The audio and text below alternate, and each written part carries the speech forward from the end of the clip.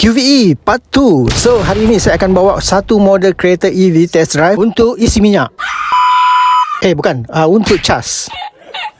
Secara umumnya kalau kita nak cas untuk model kereta elektrik ni, dia ada dua cara, iaitu menggunakan DC ataupun AC. Kalau AC ni biasanya kita buat dekat rumah lah, dan dia punya cas ni agak perlahan. Berbanding dengan DC, biasanya kita akan buat cas ni, port dia berada dekat R&R, lebuh raya, stesen pengecas, dan dia adalah cas yang lebih pantas macam dekat Petronas ni lah. Ramai yang ingat cas EV ni susah. Jom saya tunjukkan macam mana Pro 2 QVE dicas dekat stesen pengecas. Mula-mula buka port pengecas, ambil kabel pengecas, kemudian sambungkan ke kereta. Seterusnya, scan QR atau gunakan aplikasi stesen pengecas.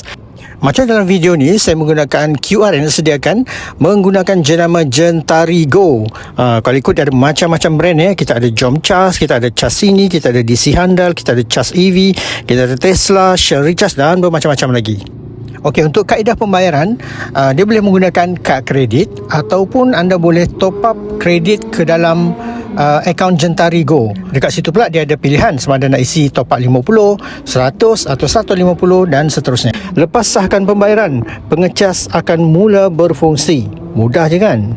So daripada cas 14% hingga ke 95% mengambil masa lebih kurang 45 minit. Dah nampak kan? Mudah je. Tak sampai seminit pun dah boleh sambungkan pengecas.